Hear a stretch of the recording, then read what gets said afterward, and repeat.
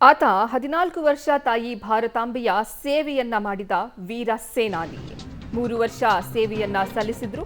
ಉಡುಪಿಗೆ ಆಗಮಿಸಿದ ಯೋಧ ಅನೂಪ್ ಪೂಜಾರಿ ಪಾರ್ಥಿವ ಶರೀರ ಮಂಗಳೂರು ವಿಮಾನ ನಿಲ್ದಾಣದ ಮೂಲಕ ಉಡುಪಿಗೆ ಪಾರ್ಥಿವ ಶರೀರ ಆಗಮನ ಆಗಿದೆ.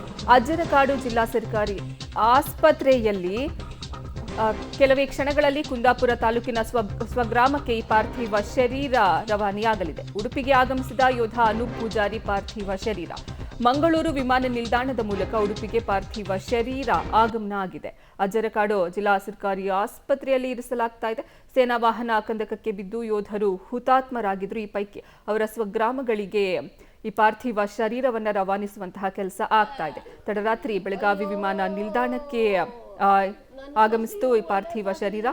ರಾಜ್ಯಕ್ಕೆ 3 ಯೋಧರ ಪಾರ್ಥಿವ ಶರೀರ ಆಗಮಿಸಿದೆ. ಉಡುಪಿಯ ಕುಂದಾಪುರದ ಯೋಧ ಅನೂಪ್ ಪೂಜಾರಿ ಅವರ ಪಾರ್ಥಿವ ಶರೀರ ಅವರ ಸ್ವಗ್ರಾಮಕ್ಕೆ ತಲುಪಿದೆ. ಇನ್ನು ಬಾಗಲಕೋಟೆ ಜಿಲ್ಲೆಯ ಯೋಧ ಮಹೇಶ್ ಮಾರಿಕೊಂಡ ಅವರು ಸಹ ಈ ದುರ್ಘಟನೆಯಲ್ಲಿ ಹುತಾತ್ಮರಾಗಿದ್ದಾರೆ. ರಾಜ್ಯದ 3 ಯೋಧರು ಹುತಾತ್ಮರಾಗಿದ್ದಾರೆ. ರಾಜ್ಯಕ್ಕೆ 3 ಯೋಧರ ಪಾರ್ಥಿವ ಶರೀರ ಆಗಮಿಸಿದೆ.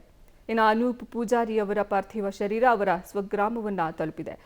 ಇನ್ನು ಉಡುಪಿಯ ಮಂಗಳೂರು ವಿಮಾನ ನಿಲ್ದಾಣದ ಮೂಲಕ ಉಡುಪಿಗೆ ಪಾರ್ಥಿವ ಶರೀರವನ್ನು ರವಾನಿಸಲಾಗಿದೆ. ಉಡುಪಿಗೆ ಯೋಧ ಅನೂಪ್ ಪೂಜಾರಿ ಪಾರ್ಥಿವ ಶರೀರ ಆಗಮಿಸಿದೆ. ಜಿಲ್ಲಾ ಸರ್ಕಾರಿ ಆಸ್ಪತ್ರೆಯಲ್ಲಿ ಪಾರ್ಥಿವ ಶರೀರವನ್ನು ಇರಿಸಲಾಗಿದೆ. ಮಂಗಳೂರು ವಿಮಾನ ನಿಲ್ದಾಣದ ಮೂಲಕ ಉಡುಪಿಗೆ ಆಗಮಿಸಿದೆ.